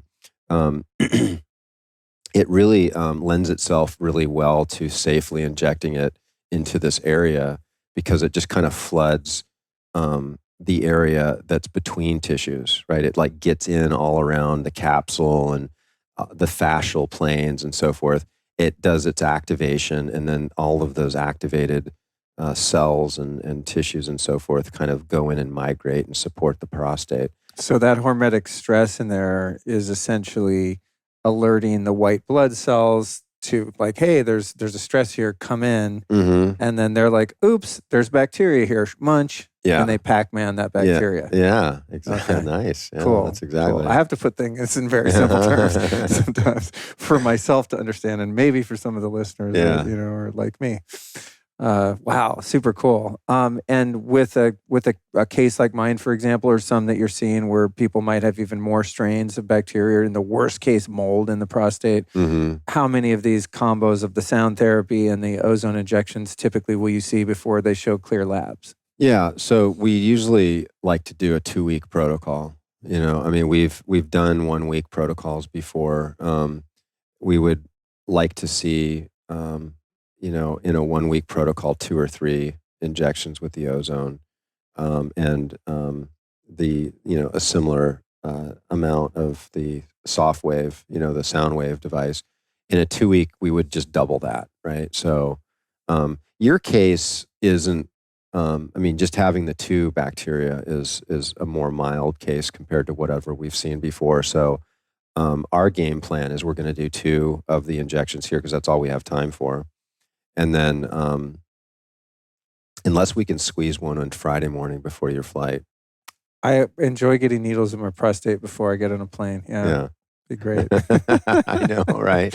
No, well, that's another thing. It's like, really I don't want to bad. overly stress you as no, well. No, it's really like, not that bad. I'm making it funny, but it wasn't a big deal. No, you did well. Yeah. Yeah. But with a lot of this stuff too, just for people listening, a lot of the hurdle is just mental, right? You just have to really, have trust in the practitioner, and obviously I have trust in you. And then it's like the stress of it, if you don't have the right mindset, actually makes it worse than the actual thing. Because every time we do something, you're like, okay, that's it. I'm like, I was totally gearing up for some really hardcore feeling or sensation. And I was like, oh, that was nothing. It just wasn't that big of a deal. Yeah. Well, like I remember I told you, I said, okay, this is just going to be the point of a pen. I'm just going to make a mark. Yeah. And if I don't tell people, because they're expecting an injection, they feel that tip of that pen, that felt tip. It's like a surgical marker where we mark where that we're going to inject, and then we take a tiny little insulin needle and put some lidocaine so that the actual injection is much more comfortable. And that's what we did with your bone marrow, and that's what we did with your prostate injection. So it's that anticipation, and so pain is a personal, private experience, right? One person may experience pain, and the other person might experience pleasure. And so it's totally a choice that you have. And that's why I like a medicine like ketamine as an anesthetic, because it's a dissociative, and it lets people, same thing with the gas, it lets people just kind of dissociate a bit, and it kind of takes the edge off the anxiety associated with the procedure. It doesn't really block the pain as much as it takes you away from that. It's like kind of scratching the record of you like focusing in on. Yeah. I noticed that it helped me to stay calm, right? And just like breathe. And you're right though. I could still feel what was going on, but it's again, back to what I was saying, it's not that it's that painful. It's the message that your mind creates about it. It's the story that you create because you picture what's happening and how bad it's going to hurt. And you build up this anticipatory, story or anxiety around it. And then it's not really that big of a deal, but that the mild anesthesia is helpful in just like being able to just relax and just kind of go into a little dream. Even at one point when I took a big blast of the nitrous, it reminded me of Bufo at one moment. I forgot to tell you that. I mean, not at all like that. Yeah. Magnificent. There's no words to even describe Bufo, really, honestly. But it can get a little intense with the combination of both those. Yeah, but it did. At a moment, I was like, okay, the room is gone. There's no body anymore. I'm just kind of in consciousness, floating here. I know there's something going on down there, and it kind of reminded me of that, like a pseudo oblivion. Oh, this is when we did the prostate. Yeah. Oh no, this is during the ear. Okay. Yeah. All right. During the ear injection when it just got like mentally uncomfortable because I knew what was happening and I could feel it. So I was like, I took like a couple big inhales of the nitrous oxide. Yeah. And then I was like, oh, okay. This is different. Yeah. Reminded me of the Grateful Dead parking lot, 1993. Oh, yeah. Yeah. We used to call it hippie crack. Oh, yeah. You could buy it for $5, a big party balloon. Yeah. There's balloons everywhere. And then we call it hippie crack because once someone got on it, they wouldn't pass it. The only way you could get the balloon back is if they fell on the ground and passed out, and then you grab their balloon before all the gas leaked out. What's the deal with the Grateful Dead and those the nitrous balloons? Like they're so into it. They're everywhere. Is that still the case? Yeah, I went at Hollywood Bowl with Matt Bennett actually. Right, it's a mutual friend. He's also really into Methylene Blue, and it was the first Grateful Dead he went to, and me, and a friend of mine who you met, Evan. Big Grateful Dead guy, right? And he was like, "Oh, I got to take you to a Grateful Dead show." So we go, and man, there was cops walking right past people that had huge canisters of nitrous and just filling them up with the balloons, and the police were just like ignoring it. I'm like, I cannot believe this, dude. I can't believe they're still doing that. And what the allure is for people like that, I don't know, but I could speculate based on what the allure was for me back in the day. You're like probably on acid, you've been drinking hella beer, you're drunk off your ass, and you get out of the show and the party's over. Like it starts to clear out. And back in the day, they had camping at Grateful Dead shows, so it was like just a mini Burning Man probably kind of thing. But by the time I started going, they had stopped the camping. So you only have so many hours before the cops are going to come in and start ushering all the cars out. And so it's like that one last, deep psychedelic experience for 10 seconds or whatever it is. Yeah. Funnily enough, the only time I was ever in, no, sorry, I was arrested one other time. But I thought I was going to get arrested. I was in Orange County at a Dead show, the early 90s. And after the show in the parking lot, we're finding the tank, right? And we're hitting the hippie crack. And then when we drove out, we pulled into a gas station and we're like going and peeing in the car wash. I mean, we're on acid. We're just wasted. And Orange County at that time was very conservative, like super Republican, super conservative. Like you didn't fuck around, which is the birthplace of Southern California punk rock by no accident, probably as a reaction to that conservative kind of place. But you didn't play in Irvine. Irvine Meadows was the venue. So all of a sudden we're surrounded by cops and they're like, where's the tank? Where's the tank? Where's the tank? And we're like, what tank? We were buying it off another guy. They had been watching like with binoculars or something from outside the parking lot. It was like a sting operation for the nitrous tanks, for the hippie crack. Oh shit. And they thought it was in our trunk. So they found a little weed on me, wrote me a misdemeanor ticket. It's like $280, which I thought was hilarious because it was like a bong hit worth of weed that I had left because I did it up during the show. They throw me and my friend in the back of the car and they searched the car that we were in for the tank and didn't find the tank and then inevitably let us go. So it sounds like the cops at the Hollywood Bowl are much more tolerant of the nitrous tanks. Yeah. But where people would get them when I was a teenager is they would break into dental offices. No one get any ideas about this clinic, by the way, you criminals out there. But kids we knew would break into dental offices or their dad was a dentist or something. They would steal the tanks and that's how we got the supply. I think a lot of people at the shows would use that method to procure their tanks of hippie crack. For sure. Yeah. So we digress. This is fun. This is the shit that happens when you're like, you like someone, enjoy their company, and you're like, oh yeah, there's a microphone on. We're supposed to be doing something here. What are we doing? So we covered the ears. Prostate. We covered the prostate. I know there's one thing, we touched on it, but I know based on people's curiosity around methylene blue, because it's such a fascinating substance. It does so many things. I think it was first made of medicine, invented in the late 1800s. I mean, it's been around forever as one of the first, if not the first, drugs.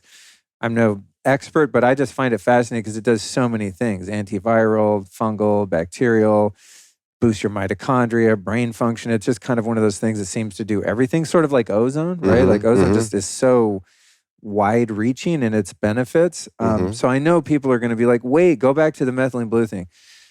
For people that want to come to the clinic and like try it, I'm sure people want to. With the IV that we did, you're shining your Mito light, red light on the IV bag, right? And then the IV's going in, tons of milligrams.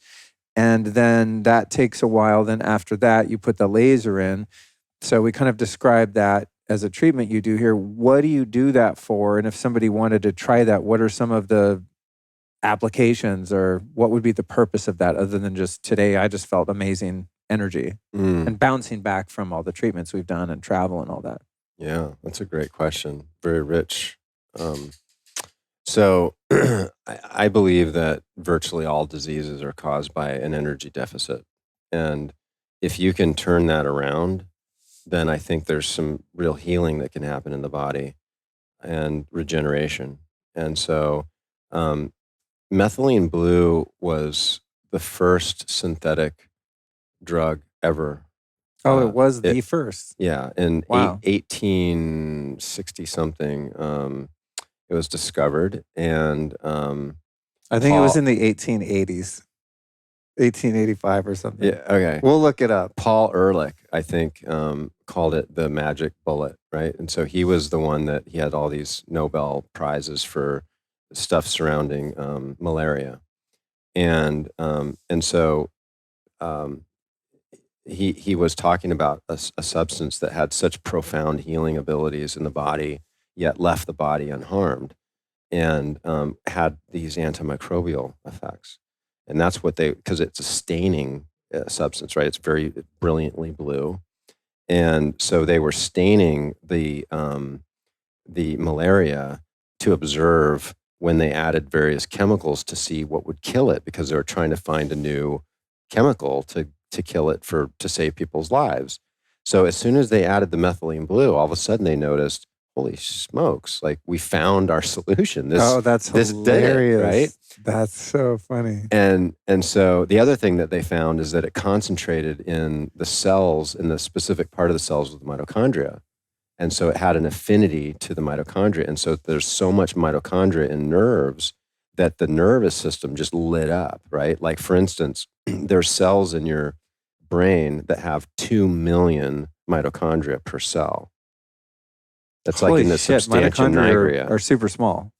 Yeah. Wow. And then they're like, I think the average heart cell has like 2,000. And there's other cells that have hundreds, right? So when you have that many mitochondria, and then all of a sudden you see like certain parts of the brain totally light up. Like one thing that's really interesting is that if you look up methylene blue and you read about it, a lot of people are super nervous, thinking that they're going to be injured by methylene blue because some of the things that are written about it make it sound really scary. Well, there's all this fake news propaganda, like aligning it with fish tank cleaner and all this stuff. Anytime something works, then the powers that be are going to come out and try and discredit it. Right, exactly. It's so predictable at this point. It's like, okay, guys, like this one again. Yeah. It gets really old. Well, like, so this is really fascinating. It's like, so the thymus gland is super metabolically active. So it really turns very blue if you do like IV methylene. Like your thymus is probably lit up blue like crazy right now, right? And so they use that when they're doing a surgery to remove the thymus. It's called a thymectomy. They use the methylene blue and they use a lot of it, okay? And so they can see the thymus. And so they had 5 cases that had a serious complication that led to death. And all 5 of those people were on SSRIs. So they concluded that, oh my gosh, like methylene blue should not be taken with SSRIs. It leads to serotonin storm. But the thing is that they use such massive doses. It's not even close to the therapeutic doses, or way, even the dose I gave you today is a light dose compared to what they would give patients for the surgery. So the Mayo Clinic retracted this warning.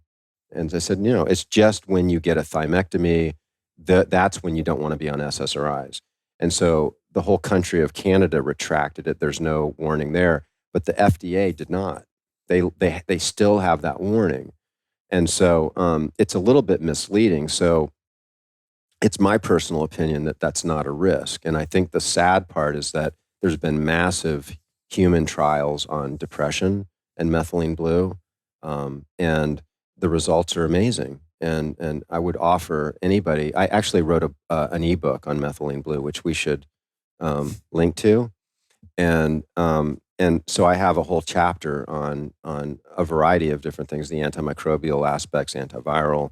We talk about the mitochondrial support with the methylene blue. We talk about how methylene blue works for mood disorders and depression, and that's what I find very pleasurable about taking methylene blue personally, is I just feel really happy and upbeat and just super optimistic. I would agree. I'm like obviously in a really good mood. I'm super happy. Yeah. I mean, I took those CBG too, you know, because I'm like, why am I so goofy today? I'm like, the methylene blue and the CBG. Yeah. Feeling real good. Yeah. So the human trials were big, and they were using about 75 milligrams of methylene blue. And that's, in a lot of people's opinion, it's a huge dose. Like, I was interacting with Joe Mercola. I was a speaker. We were both sharing a stage in Denver at Frank Schallenberger's big event. And we had a lot of time to talk. And he and I were talking about methylene blue quite a bit, because he's super focused and interested in it. And he really just has this idea that we just want to go lighter, like, lighter dose. How light of a dose can we go and still have some sort of physiological effect? And I think it varies so greatly with so many Zen. It varies so greatly with people and individuals as far as like what what dose is going to work for them. So they kind of have to play around with their dose. But you want your urine to be blue. Like that's one thing. It's like if your urine's not turning blue, then you're probably not getting the dose that you should, right? And sublingual application of methylene blue, which is the most popular in the biohacking world, doesn't work. It doesn't work. And this is according to Frank Gonzalez Lima, who's like the foremost authority on methylene blue, is asked actually in a Joe Mercola interview. And so, you look at trials like the depression trial, 75 milligrams. And you look at some of the trials with degenerative neurologic disorder, which is another chapter in this book to talk about like brain disorders. It's just fantastic because it's working on that cellular energy, right? And you look at the milligrams and they're higher. So the therapeutic dose is between 0.5 milligram and 2 milligrams per kilogram of body weight. Okay. Now we did even more than that with you today because I believe that there's a benefit to occasionally really flood the body and get this profound physiological effect with methylene blue, especially if you're starting to look at like antimicrobial aspects. I mean, I've seen some very quick turnarounds with people that were very sick. Could we inject methylene blue into the prostate? Would that work? Yes. I'm not saying can we, but could one? Yeah. I think that's probably somewhere that's going to go. We haven't done that yet, but we've been thinking about that, and we've been formulating a game plan. Because it also is very effective for bladder infections, right? Oh yeah. Well, so it concentrates in the bladder. Mm-hmm, yeah, and that's one of the early indications for methylene blue was that it was the primary prescription for urinary tract infections. And so what happens is methylene blue concentrates in the bladder, and so then it kills all that bacteria, and it's totally safe, right? But when antibiotics came along, it was sexy. All the doctors are like, "Oh, try this, new antibiotic." And so methylene blue was forgotten about.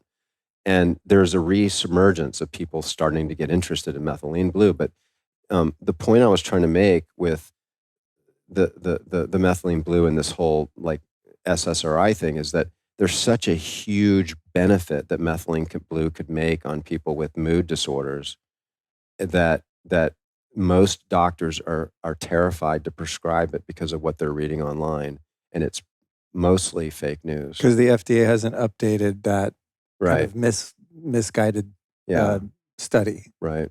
Interesting. It's really sad. For those that are unable to make it here and do the IV experience of the methylene blue that I did. We have alternatives. Yeah, you guys have. And this is another one I love. This will probably be in my top 10 or honorable mentions is the Lumatol. Mm-hmm. So John's other company, MitoZen, makes a suppository version of Lumatol. Mm-hmm. I think there's a 60 milligram one and a 300 milligram. And it's got some other cofactors and cool goodies in there too. And some people are going to be adverse to suppositories. It doesn't bother me. It's like whatever, it's medicine. But what you told me that I've been doing is like taking one of the 300 milligram ones and just take a really sharp knife and I just basically make myself a little pill and I probably get like 4 slices out of it. Yeah. And I'll just take that orally and it feels amazing. That's the way to do it. And so if you take the 300 milligram suppository and you cut it into a quarters, and you just take it and throw it in the back of your mouth and then drink something down, your mouth doesn't turn blue, right? And it so the 3 ways that you can get methylene blue very nicely into the system is orally, because once it's mixed with stomach acid, it really activates it, so it's actually good that way, unlike a lot of other substances. Rectally through a suppository, and then IV. Those are the 3 main ways. Now, sublingually, one thing that I personally don't like is how when the mouth turns blue and the gums you kind of look like a zombie. For me, it doesn't work because I'm going to walk in to see a patient and you just look. I think I can get like away with from it. the Like, trailer park. the company Troscriptions, friends of mine, they make a troche of methylene blue. They have 2. There's one that's really great called Blue Canatine. It's got little nicotine. What is it? Nicotine, methylene blue, caffeine, and CBD, I think. And then they have one called Just Blue that's 16 milligrams. So it's a little troche. And the idea there from Dr. Ted is that it's closer to your brain, I think. So you're going to get like more of a nootropic effect. So it's not like a systemic mitochondrial, antiviral, all that stuff. It's just like bing.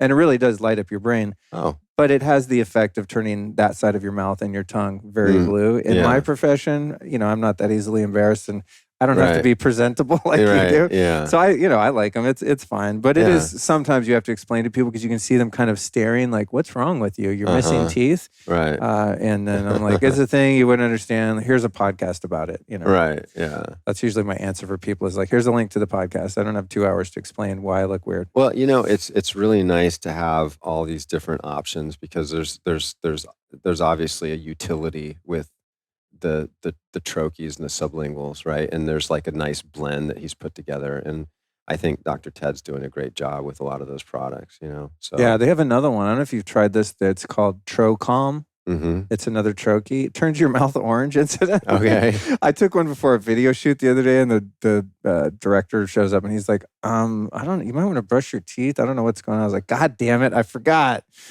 But that one's great. It's got like a really strong kava extract. Ooh. It might be, I forget if it's CBG or CBD. So your mouth turns numb. Yeah, it does. Yeah, the kava. It does, yeah. Kava and GABA. Oh. CBD and, yeah, maybe that's it. There's 4 things. But anyway, Trocom is what it's called. And dude, they really do calm you down. Like if you start to get a little anxious, put one of those in, or for a meditation or. I'm so excited about CBG. Like, they call CBG the mother of all cannabinoids. Like it is like beyond, I mean, we're looking to replace, because we have CBD in some of our products like Sandman. We're looking to replace, some of those, but we're also taking and we're going to be launching like some encapsulated CBG. Which is the ones I took today. Yeah. So I had a new, I hired a COO, right? Daniel Gibson. He's really amazing. Great guy that you met. Yeah. And so he has a rich history working in the cannabis industry. And so he sourced this from a friend of his. And they have really done a great job at breeding these cannabis plants that produce these super rich CBG rich flowers. And so he's able to make these full spectrum products with the high CBG. And man, and then I was in Europe. I was on tour with Eric Clapton and Doyle Bramhall, right? Which you introduced me to Doyle Bramhall. Oh, you guys are trouble. We're like best buddies now. Like I put a couple like strange chemicals in a beaker and I'm just watching it fizz up, Every time I get a text from you guys, we're in Amsterdam doing it. I'm just like, oh, here they go. Yeah. It's hilarious to watch. I love it. Well, we went to a coffee shop and we bought some CBG out there and it was like worthless, And so it really matters where you get it from. And so I'm looking forward to us launching those products and having those available so that people watching and listening to this can try it. Maybe by the time you're listening to this, you can check out And it'll be under MitoZen? Yeah. Cool. And the link for that, you guys, is mitozen.com/Luke. And I think there's a discount or something on there. Yeah. I'm always talking about your products, but the CBG is nice. I mean, it definitely...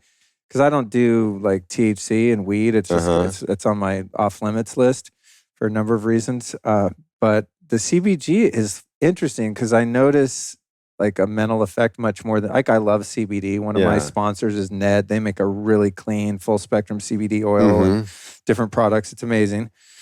Shout out to Ned. They're really great guys doing it very right. But the CBG I think is much more noticeable, but it's not like being high on weed though. It's like I don't feel high, like racing thoughts and just like craziness. It's just super relaxing and almost like describe it like a quarter glass of wine or like this feel free drinks with like a little kava and kratom. It's kind of like that. It's like mildly intoxicating, but not to the point where like there's a little euphoria. Yeah, that's the word I'm looking for. Just a hint of euphoria, and there's a nice feeling throughout the body.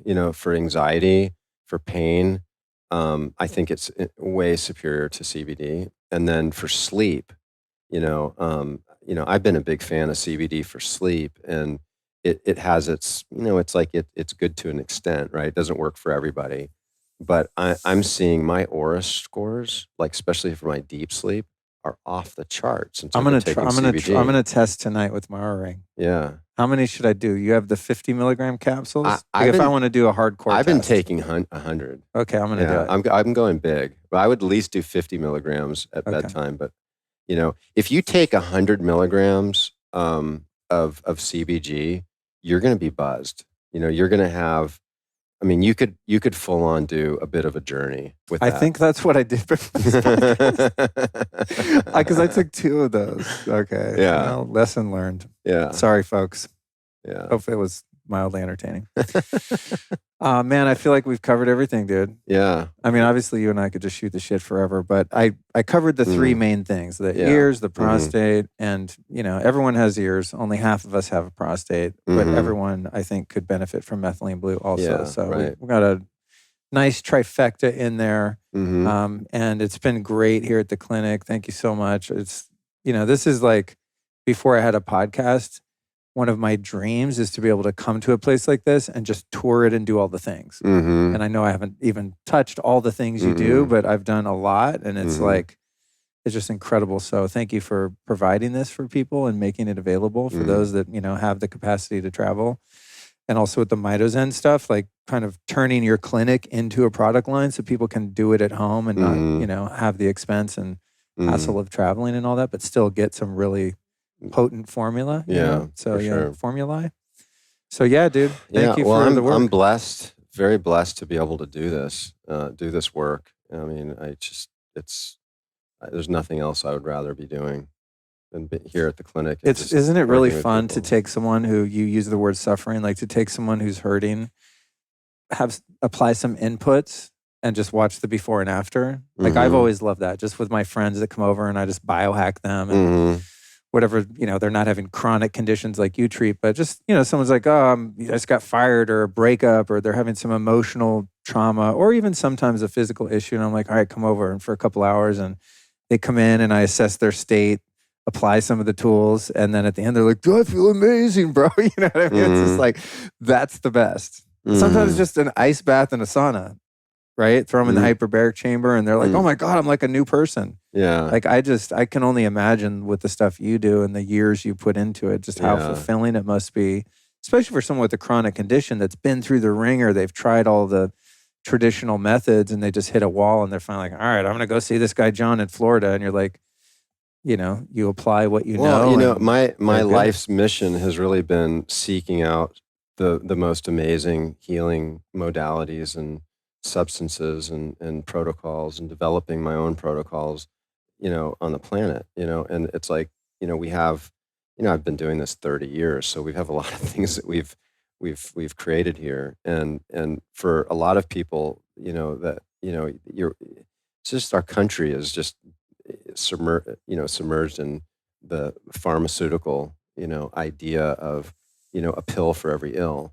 And so people show up at this clinic and they're all of a sudden shown that there's all these potential opportunities to heal from things to actually fix the root cause. It's really mind-blowing for a lot of people. And I started out that way. My dad was a Marine, right? And I had asthma as a kid. I was taken to the hospital and, I was on medicine. I had no exposure to holistic medicine. So there's still a part of me that's kind of watching myself involved in this. It's kind of like, holy moly, like you're doing, this is really cool stuff, right? So it's a blessing, absolute blessing. Awesome, man. Thank you. So websites are mitozen.com/Luke and then advancedrejuvenation.us. Yes. And then soonave.com. And then we're going to have links to sensory rejuvenation and the magic bullet, methylene blue magic bullet. Got it. Was there any other links we're going to do? Your book, which can be found on Amazon, Melatonin Miracle Molecule. And for those listening, your other prior appearances, we'll also put those linked in the show notes because we did one just on melatonin that was amazing. Yeah. So sounds good. Yeah, and congratulations on being, I think, the top number of appearance guests. Right? John's been on more than anyone. which is cool. Says a lot because we never run out of shit to talk about. Some people I interview once and like, cool, I get their body of work. We nailed it. We encapsulated their genius, and it stands on its own. And there are some people like you that keep innovating, and I'm just endlessly curious about. So thank you for joining me again. Yeah, you're welcome. Yeah, right on. We did it. Yeah, awesome.